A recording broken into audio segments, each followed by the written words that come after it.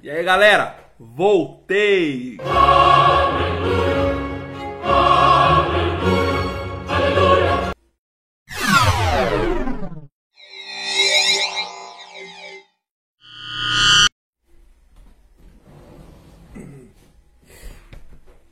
E aí, galera, voltei! Aleluia, aleluia, aleluia.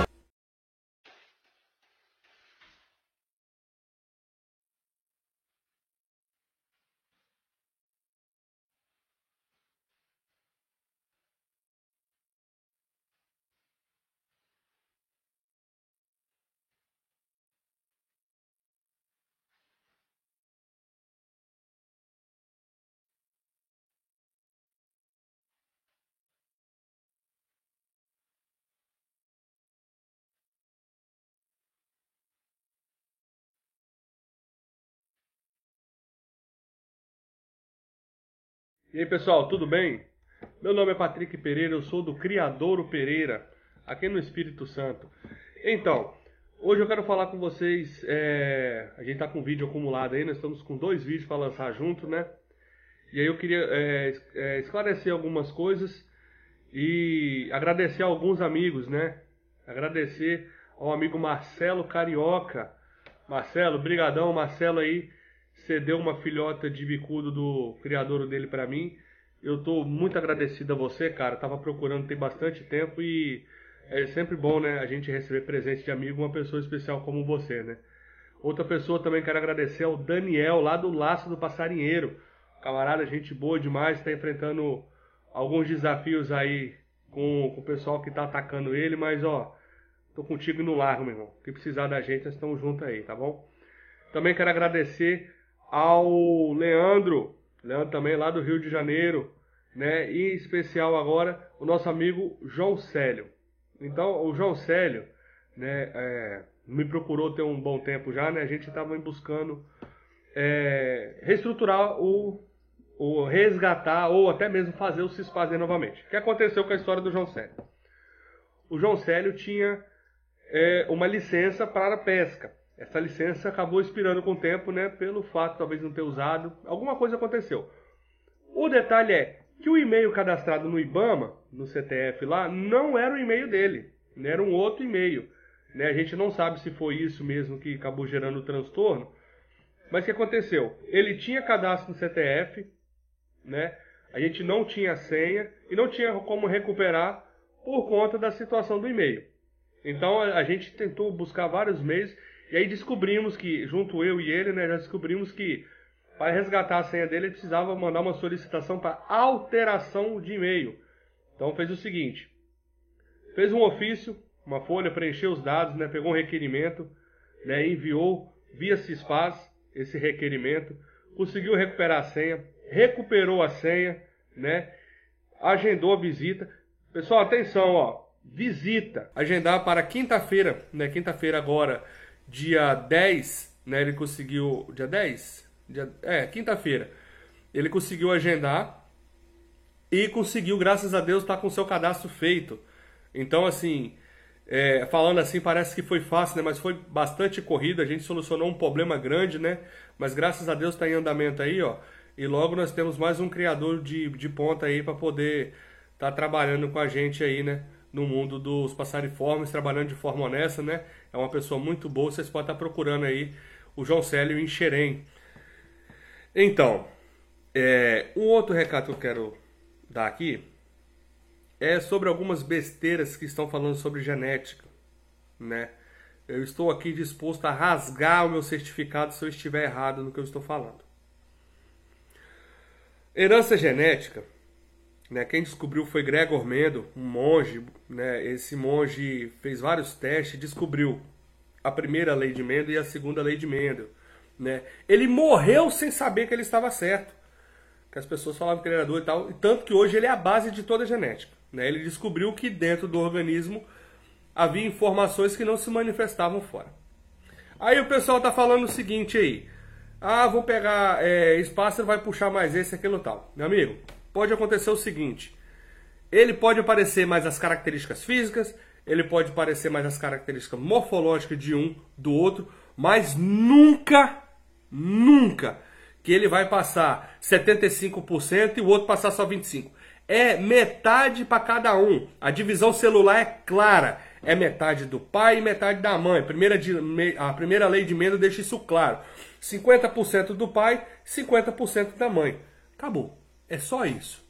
É isso que vocês têm que entender. Tá? Tem criador aí que tá querendo passar a perna, bicho. Falando que tem coisa que não existe, entendeu?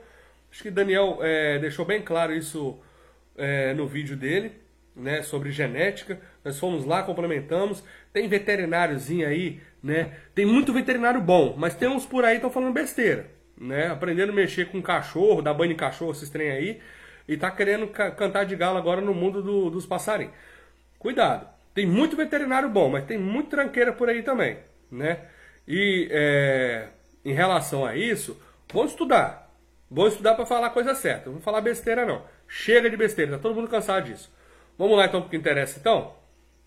O assunto de hoje é híbridos, né? Tem muitos híbridos por aí. Tem muita gente produzindo híbrido, né? Mas então, híbrido é permitido ou não? O que é um híbrido? Vamos lá então. Na taxonomia, né? Tem a taxonomia sistemática, onde divide os animais nos parentescos. Nós temos reino, filo, classe, ordem, família, gênero e espécie. Então a gente vem dividindo lá de cima até chegar aqui embaixo. Então vamos lá. Os 5 reinos é o reino Animalia, o reino Plantae, o reino Fungi, o reino Protista, o reino Monera. Né? Nós pertencemos ao reino Animalia. Dentro dos animais, a gente tem mais uma porrada de classes de divisões. Nós falamos, divisões. Nós temos os vertebrados, nós temos o artrópoda, nós temos equinodermos, quinidários, e aí vai, né? Depois, a gente tem a classe, é onde que a gente vai dizer um pouquinho mais sobre ele. Então vamos dizer assim que é um vertebrado, né? Dos vertebrados nós temos peixes, anfíbios, répteis, aves, tá? E mamíferos. Nós pertencemos aos mamíferos, mas nós vamos tratar aqui de aves, beleza? Então, dentro das aves aí, há outras subdivisões. Então vai ter ordem, né? Família, gênero e espécie. Como que se produz um híbrido? Vamos ver. Vamos tentar cruzar um curió com uma galinha. Vai dar certo? Não. Eles são de ordens diferentes. É por isso que tem essa diferença. A ordem que a gente vai mexer é o Passeriformes. Essa é a ordem que nos interessa aqui hoje, nesse assunto. Dos Passeriformes, a gente tem a família. E aí é o seguinte. Pode haver cruzamento entre aves da mesma família, do mesmo gênero e da mesma espécie. Lembrando que todo cruzamento dentro da espécie é uma espécie, tá? Dentro da espécie é uma espécie. O que garante que é uma espécie? Uma espécie, né? Eles são capazes de reproduzir e gerar crias férteis, tá? Crias férteis. O gênero, né? O mais comum que a gente tem dentro do gênero é a mula e o burro. Né? E tem o bardoto também, que é o cruzamento inverso, que a gente depois explica direitinho como é que funciona. Né? A mula e o burro é o cruzamento de dois que pertencem ao mesmo gênero. Então, é o cruzamento do Ecos asinus, macho, com o Ecos cabalus, fêmea. Né? Então, quando o jumento, né, pertence ao mesmo gênero. Gênero é o primeiro nome aí, ó. Macete, quer saber o que é gênero? Se é do mesmo gênero ou não? Olha o nome científico dele. Se o nome científico de um e de outro começar igual, significa que eles são do mesmo gênero, tá? O nome completo da espécie é gênero, mais epíteto específico lá, que é o nome da espécie, ok? Esse nome pode ser binominal ou trinominal, como acontece com alguns bicudos, né? Bicudos tem umas variações de bicudos aí, recebem nome trinominal. Então vamos entender então. O cavalo foi lá e cruzou com a égua, né? Deu a mula ou o burro. Quando o cavalo macho cruza com a jumenta, né, dá o bardoto, dá diferente aí o processo inverso. Enfim, híbridos geralmente são estéreis, tá? Nas aves a gente pode prolongar, pode jogar isso para mais longe, né? A gente pode cruzar família, né? Então nós temos aí da mesma família o coleiro, né? O papacapim e o curió são da mesma família, mas não pertencem ao mesmo gênero. O gênero do coleiro é Sporophylla, né? E já o do curió, Oryzoboros.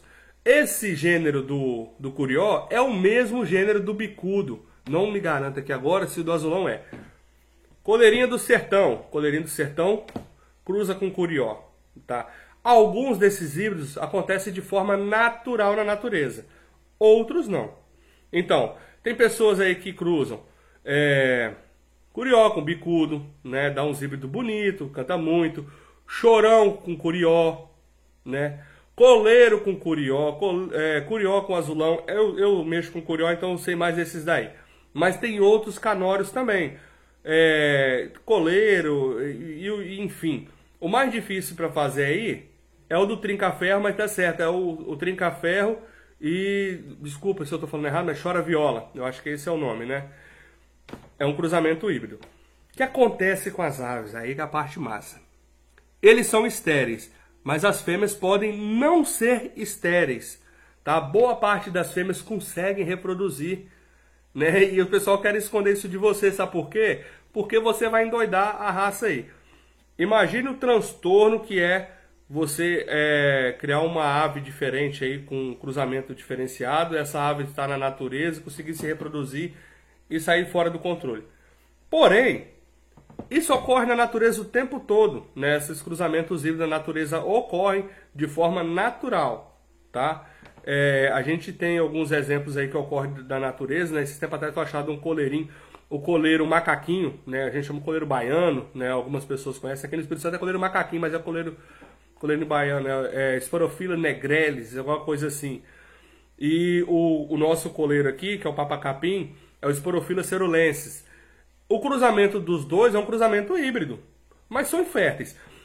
O que pode estar danificado aí no cruzamento híbrido, boa parte está danificado, é os espermas, tá? Os espermas de animais híbridos, no caso dos machos, eles podem vir com mais dificuldade para fecundação. Agora as fêmeas podem estar trabalhando aí de forma natural. Então, sobre híbridos aí, o mais famoso, eu acho que a gente conhece das aves, é o pintagol, né? Que é o pinta-silva com o canário belga. E tem mais uma infinidade, né, daí. Eu acho muito lindo. Eu acho muito interessante isso daí. Porém, né, a gente tem que tomar cuidado com híbridos em não fazer esse tipo de manipulação genética, né? Manipulação genética, pode ser manipulação genética e intervenção humana, né? É o seguinte, é proibido de acordo com a Instrução Normativa número 10/2011, de 20 de setembro de 2011. O artigo 37 é bem claro, tá? Não pode haver esse tipo de manipulação. Igual está aí na tela aí, ó. Viu? Então o IBAMA não permite. Primeiro, você tem que declarar pássaros da mesma espécie. Não pode haver esse cruzamento interespecífico, quer dizer, fora da espécie. Lembrando que tem algumas espécies que são trinominais, né? Que tem uma diferençazinha também, de talvez pouca, uma do outro. Também não pode, beleza? Esse tipo de cruzamento não pode haver. Porque sai do controle. Isso dentro de cativeiro. Mas acontece na natureza. Mas é normativa do IBAMA. Quando você assinou concordando com o CISPAS, você concordou com todos os termos, né? Que estava presente ali. Então você tem que seguir. O que acontece? Eu tenho uma fêmea, no exemplo, de coleiro, e vou cruzar ela com tizil, né? Tá. Aí você pega a sua fêmea de coleiro, vai lá, anilha tal, vai declarar nascimento da sua cria lá, né? Você tem que declarar o macho. Não te dá a oportunidade de declarar de outra espécie, não, apenas daquela espécie, né? Ninguém vai vir aqui fazer DNA das suas aves também, não. Mas tá vendo como é que tá fora? Você está declarando alguma coisa que é mentira. Você está confirmando uma mentira. Isso pode gerar transtornos para você. Beleza? Então tome muito cuidado aí. O pessoal do IBAMA está de olho, né? E se chegar no seu plantel e tiver híbridos, isso pode trazer problemas para você sim. Então, o que a gente pode estar falando mais? esse hibridismo ele ocorre de acordo com a seleção natural. É comum que ocorra. Pode ser que ocorreu mais vezes. A gente não tem nenhum registro de cruzamento entre aves da mesma ordem. Nós temos da mesma espécie. Então, vou falar para vocês aqui, né, a descrição, só para vocês entenderem como ocorre. Ó. Reino. Desculpa. Espécie aí, nós vamos falar do nome popular curió. Reino, animalia. Filo, chordata, significa que ele é um vertebrado. Classe, aves. Ordem, passeriformes. Família, Emberizidae, né? Assim como o coleiro também. Então até aqui é comum com o coleiro e as outras parecidas com o coleiro. Gênero, Oryzoboros. Aí tem alguns lugares que você encontra de forma errônea, né, que o curió é um esporofila. Você pode ver que ele é mais parecido com o bicudo do que mesmo com o coleiro. Né? Ele é um Oryzoboros, Oryzoboros angolensis. Ele não é um esporofila angolensis, não. Tá? Eu particularmente discordo com isso daí. O coleiro, esporofila. Espécie, Oryzobolus angolensis. O coleiro de gravatinha é Esporofila cerulensis. Esse cerulensis aí vem da palavra cerule, que significa azul. Beleza?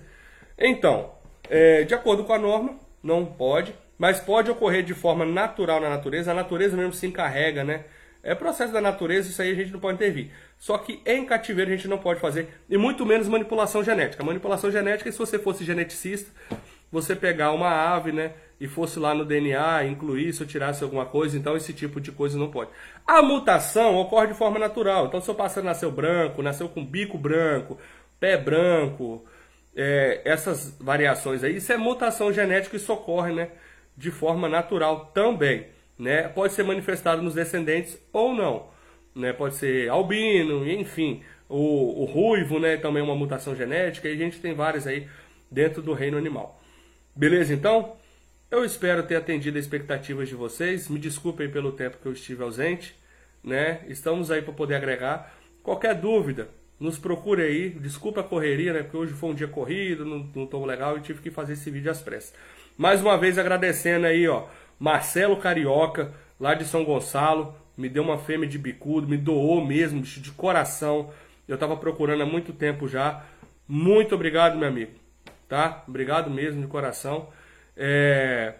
Ao Daniel, um amigo de coração também aí, tem ajudado muito, tem me apresentado muitas pessoas boas. Ao Leandro, né, do criador o Boca Mole, Boi, né, um cara que tem criado trinca-ferro aí, mostrado a excelência também do Rio. Né? Ao João Célio, pela consideração, por estar sempre com a gente aí, apoiando. Enfim, todos vocês aí que fazem parte do canal, eu agradeço de coração. Se você ainda não é inscrito, se inscreve aqui, ative o sininho para receber notificação e com fé em Deus a gente vai conseguir mandar vídeo para vocês mais constantemente. Peço vocês que mandem sugestões aqui embaixo, nos comentários, e assim que eu puder eu vou estar lançando alguma coisa diferente para vocês. Valeu, abraço do fundo do coração. Qualquer dúvida a gente faz um complementar, ok? Até mais.